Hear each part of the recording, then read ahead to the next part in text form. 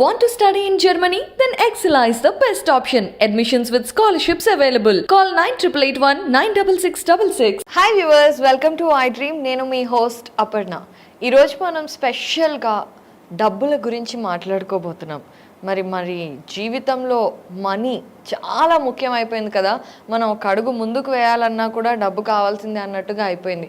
మరి స్పెషల్గా అసలు మనీని ఎలా అట్రాక్ట్ చేయాలి, మనం అనుకున్నట్టుగా అన్ని డ్రీమ్స్ని ఎలా ఫుల్ఫిల్ చేసుకోవాలి, మన లైఫ్లోకి డబ్బుల్ని ఎలా అట్రాక్ట్ చేసుకోవాలి, ఈ విషయాలన్నిటి గురించి మాట్లాడడానికి ఈరోజు మనతో పాటు ఎక్స్క్లూసివ్గా మనీ కోచ్ శ్రీ ఆచార్య అనంతకృష్ణ స్వామి గారు ఉన్నారు. సో మాట్లాడదాం. నమస్తే అండి. నమస్కారం.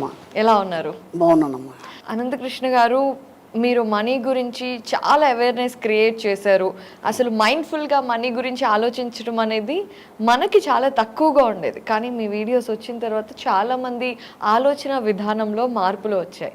అయితే మొదటిగా ఒక ప్రశ్న అయితే నేను మిమ్మల్ని అడగాలి అనుకుంటున్నాను. అసలు ఈ మైండ్కి మనీకి ఉన్న సంబంధం ఏంటి? ఎందుకంటే మనం శారీరకంగా కష్టపడితే మనం చేసిన పనికి డబ్బులు వస్తాయి కదా, మరి మైండ్కి మనీకి ఏంటండి రిలేషను? మనీకి మైండ్కి అని కాదు, మీరు కోరుకునే కోరికలు ఏవైనా సరే మీరు ముందుగా ఆలోచించినప్పుడు అది రూపుదిద్దుకోవడం జరుగుతుంది.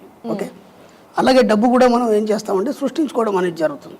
అంటే మనకు కావాల్సినటువంటి కోరికలు ఏవైతే ఉన్నాయో మన మనసులో ఎప్పుడైతే మనం వాటిని నింపుతామో అప్పుడు అవన్నీ నిజమవడం అనేది జరుగుతుంది. అంటే ఇప్పుడు ఒక ప్లేస్ వెళ్ళాలి, లేకపోతే ఒక ఏదన్నా మనం పొందాలనుకున్నప్పుడు దాని గురించి పదే పదే ఊహించినప్పుడు మాత్రమే అవన్నీ మీకు నిజమవుతాయి. అవి అంటే ఇప్పుడు ఒక ఏదైనా కాంపిటీషన్ కావచ్చు, లేదంటే ఒక కొత్త ప్రదేశానికి వెళ్ళాలి కావచ్చు. ఇప్పుడు కొత్త ప్రదేశానికి మీరు వెళ్ళారు, వెళ్ళినప్పుడు అక్కడ మీకు ఏం తెలియదు అన్నప్పుడు మీరు దాని గురించి పదే పదే రీసెర్చ్ చేయడం కానీ, లేకుంటే సెర్చ్ చేయడం కానీ, ఎవరిని అడగాలి, పదే పదే మీ మనసు అంతా దాని మీదే ఉంటుంది. ఓకేనా?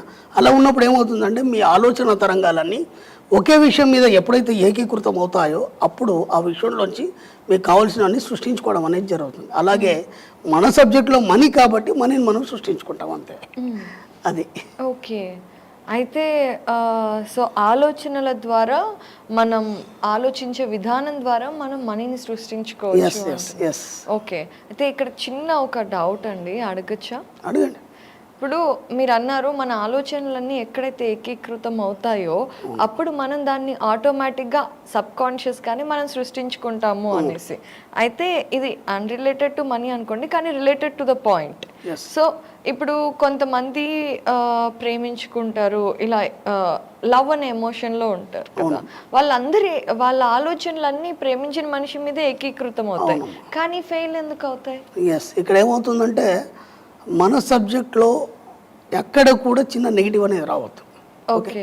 ఇక్కడ ఏమవుతుందంటే 99% ఆలోచనలన్నీ వాళ్ళ మీదే ఉన్నా ఎక్కడ ఒక పాయింట్లో కనుక ఒక చిన్న నెగిటివ్ వచ్చింది అనుకోండి, ఆ చివరి దాకా అంతా బాగానే ఉండి చివరిలో ఫెయిల్యూర్ అవ్వడం అనేది జరుగుతుంది. ఓకే. అంటే మీరు అనే దాని ప్రకారం జీవితంలో మనం ఏది సాధించాలన్నా 100% పాజిటివ్గా ఆ విషయం గురించి ఫోకస్ చేసి 101% అనుకోవాలి, ఎప్పుడు కూడా 100 అనుకోవద్దు. 101% 100 అనేది సంపూర్ణమమ్మ. 100 ఉంది, ఒక 0 మనం మొత్తం 0 చెప్పినప్పుడు మనం 100% అంటాం మనం. కాబట్టి మన సబ్జెక్ట్ లో ప్రతిది కూడా 101% అనుకోవాలి, అప్పుడు మాత్రమే సక్సెస్ అవుతుంది.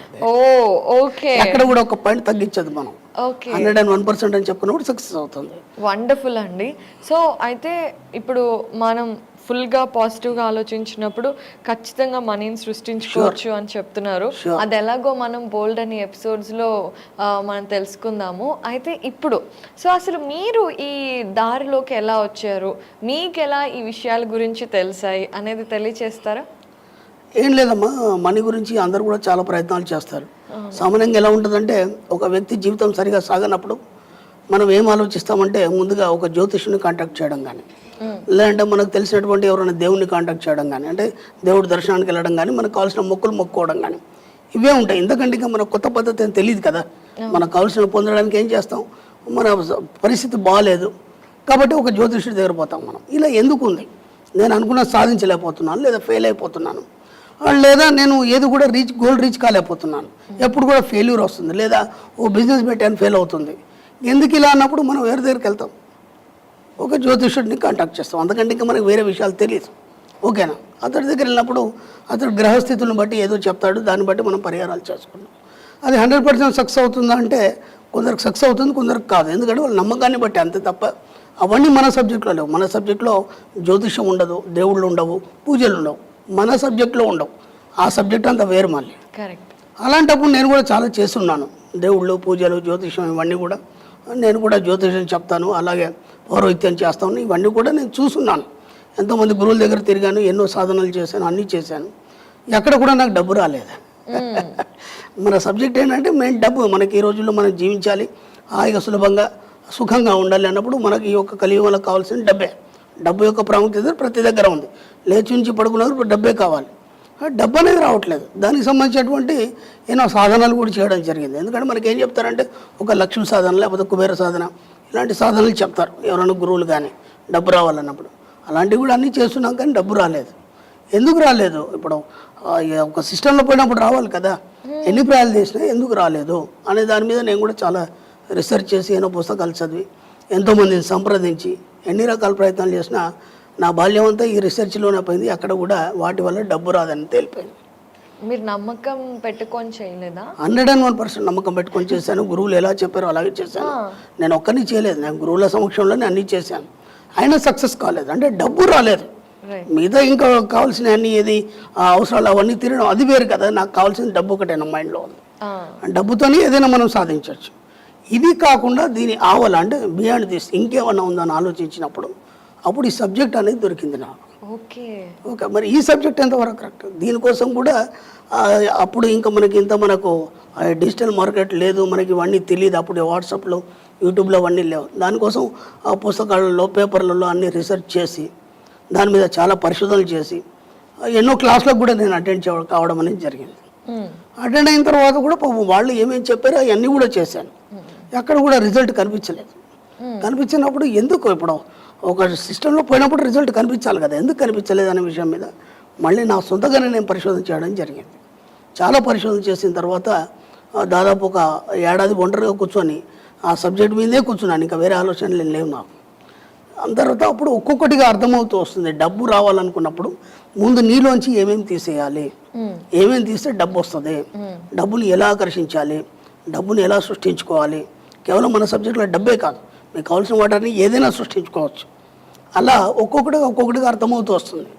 వచ్చిన తర్వాత ఒక 1 yearలో నేను బాగానే ఒక గెటాన్ అయిపోయాను. అప్పటి వరకు ఉన్న అప్పులు కానీ అవి కానీ అన్నీ తీసేసి ఒక ఫైనాన్షియల్ ఫ్రీడమ్ అనేది నాకు వచ్చేసింది. వచ్చిన తర్వాత ఆర్థిక స్వేచ్ఛ వచ్చిన తర్వాత ఇక నా యొక్క వ్యవహారాలన్నీ బాగానే సాగుతున్నాయి.